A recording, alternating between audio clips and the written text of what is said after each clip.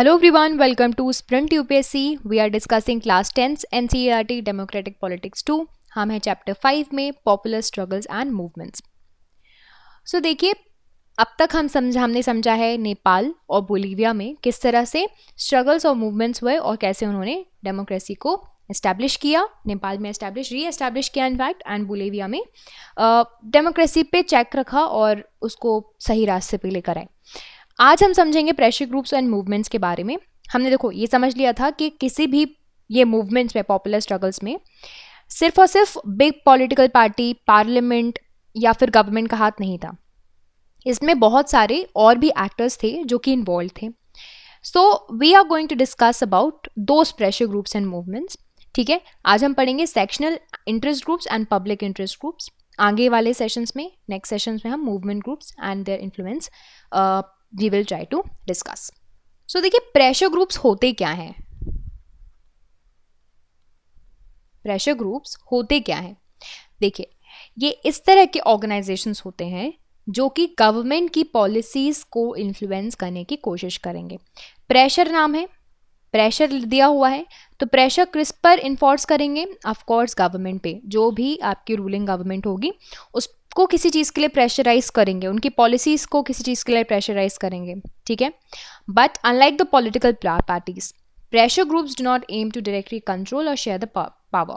अब देखो, पार्लियामेंट होती है हमारे यहाँ.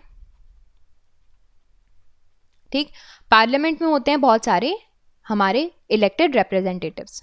ठीक, ये मान लीजिए आपके मेजॉरिटी पार्टी के हैं, इन्होंने बनाई हुई है गवर्नमेंट, और ये हैं माइनॉरिटी पार्टी के, और ये हैं opposition.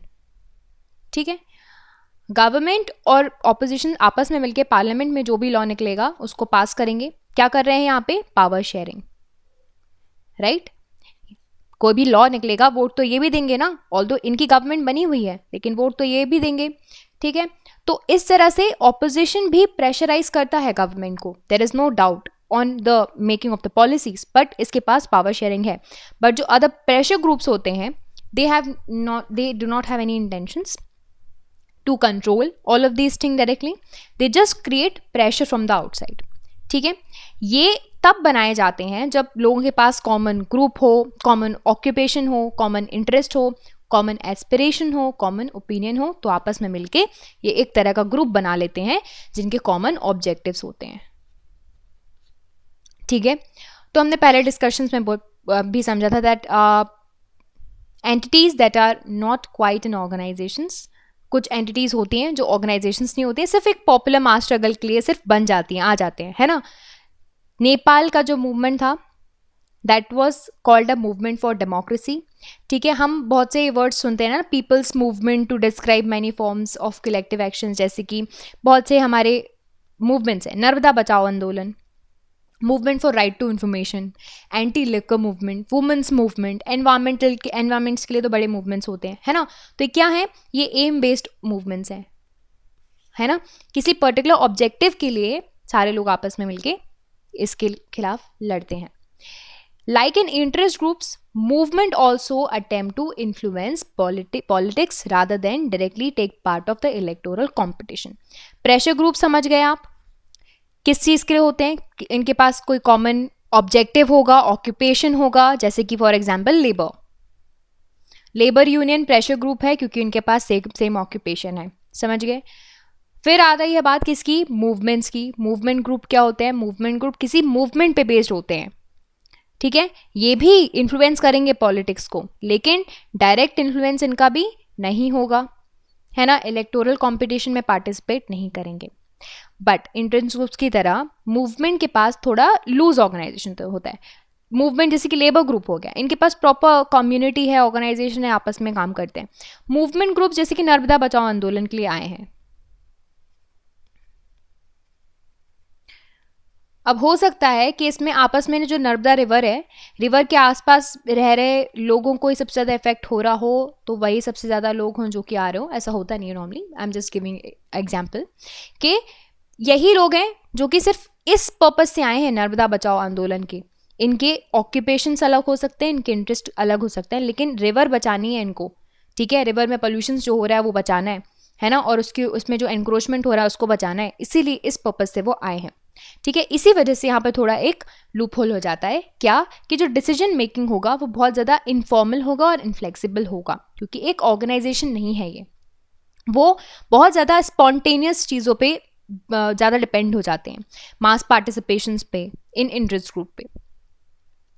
Now what are the sectional interest groups and public interest groups, ये भी दो तरह के ग्रुप होते हैं।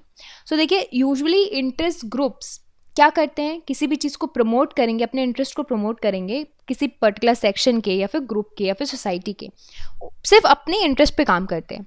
नाम है जैसे कि trade unions, business associations, professional, lawyer union, doctors, teachers आपस में मिलके बॉडीज बनाते हैं, ये इसका टाइप है, ठीक है। सो दे आर सेक्शनल, क्यों? क्योंकि वो सोसाइटी का एक सेक्शन है। Workers, employees, business persons, industries, religion के कोई फॉलोअर्स हो गए, कास्ट ग्रुप के कोई फॉलोअर्स हो गए, तो एक सेक्शन है ना सोसाइटी का, पूरा सोसाइटी तो है नहीं। उनका प्रिंसिपल कंसर्न क्या है? सिर्फ उस सेक्शन की वेलबींग, उस सेक्शन की वेलबींग, पूरी सोसाइटी के पर्पस से तो वो काम नहीं करते या फिर डिमांड नहीं करते। आई बात समझ में?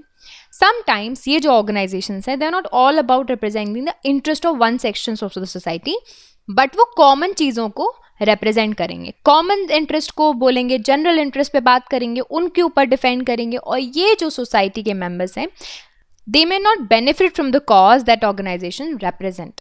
ओके, अभी यहाँ पे बोलिवियन ऑर्गेनाइजेशन फेडकॉर हमने एग्जाम्पल देखा था, ये इस तरह का ऑर्गेनाइजेशन है, इसने कॉमन इंटरेस्ट पे, पब्लिक इंटरेस्ट पे काम किया, ठीक है। नेपाल के कंटेक्स्ट में हमने देखा था ह्यूमन राइट एक्टिविस्ट आ गए थे, ह्यूमन राइट ऑर्गेनाइजेशंस आ गए थे। ये किस चीज़ पे काम करते हैं? कॉमन इंटरेस्ट पे, पब्लिक इंटरेस्ट पे काम करते हैं, है ना। इसी वजह से सेकेंड टाइप ऑफ ग्रुपिंग को बोलते हैं पब्लिक इंटरेस्ट ग्रुप, या फिर एक और नाम है इनका प्रमोशनल ग्रुप, ठीक है। ये कलेक्टिव चीजों पे ज्यादा फोकस करते हैं rather than the selective things. They aim to help group other than their own members, okay. Whereas in the sectional, they only focus on sections. Now, for example, a group fighting against bonded labor fights not only for itself but for those who are suffering under the bondage, right? कोई एक group है bondage के खिलाफ लड़ रहा है, तो वो सिर्फ वो उस अपने आपस में चार लोगों के लिए नहीं लड़ रहा होगा ना, वो जितना भी बॉन्डेज का सिस्टम है उसके लिए खिलाफ लड़ रहा है, ठीक है। बहुत से इंस्टेंसेस में जो पब्लिक इंटरेस्ट ग्रुप्स होते हैं वो ऐसी एक्टिविटीज़ अंडरटेक कर लेते हैं जो कि खुद को भी बेनिफिट करती हैं और दूसरों को भी बेनिफिट करती हैं। Backward and minority community employees federation, BAMCEF, ये जो ऑर्गेनाइजेशन है it is largely made up of the government employees जो कि कास्ट डिस्क्रिमिनेशन के अगेंस्ट कैंपेन करते हैं। तो ये सिर्फ और सिर्फ मेंबर्स के लिए नहीं चल रहा है कैंपेन इनका, लेकिन हर एक व्यक्ति के लिए चल रहा है जो कि डिस्क्रिमिनेशन सफ़र करता है। बट प्रिंसिपल कंसर्न क्या है? सोशल जस्टिस, है ना, सोशल इक्वालिटी पूरी सोसाइटी के लिए। तो वो उस तरह से भी वो मैसेज दे रहे हैं, है ना। सो this is it about the sectional interest group and public interest group, जो कि हमने आज समझा। हमने समझा कि किस तरह से ये काम करते हैं। No matter what group it is, they play a very very influential role when it comes to pressurising the government, okay. So this is it for this session. Next session में हम मूवमेंट ग्रुप के बारे में जानेंगे and is their influence is healthy और not, that we will try to understand. So this is it for this session. I hope आपको ये session पसंद आया हो, and if you like this video, subscribe to the YouTube channel for more videos and updates, and also download the Sprint UPSC app to practice book chapter and topic wise. Remember candidates, just reading books and watching videos are not going to help you out unless you practice thoroughly. So identify mistakes and work to improve your performance, and Sprint UPSC is a perfect app to do all of this. अगर आपको ये video पसंद आया हो तो हमारे YouTube channel को subscribe कीजिए और वीडियोज़ एंड अपडेट्स के लिए। साथ ही साथ डाउनलोड कीजिए Sprint UPSC ऐप, यहाँ पर आप अपनी book chapter and topic wise practice कर सकते हैं। देखिए, सिर्फ बुक पढ़ने से और वीडियोस देखने से मदद नहीं मिलेगी जब तक आप अच्छे से प्रैक्टिस नहीं करोगे। तो अपनी मिस्टेक्स को जानिए एंड परफॉर्मेंस को इंप्रूव कीजिए, एंड Sprint UPSC इसके लिए परफेक्ट ऐप है। I will see you in the next video. Thank you so much.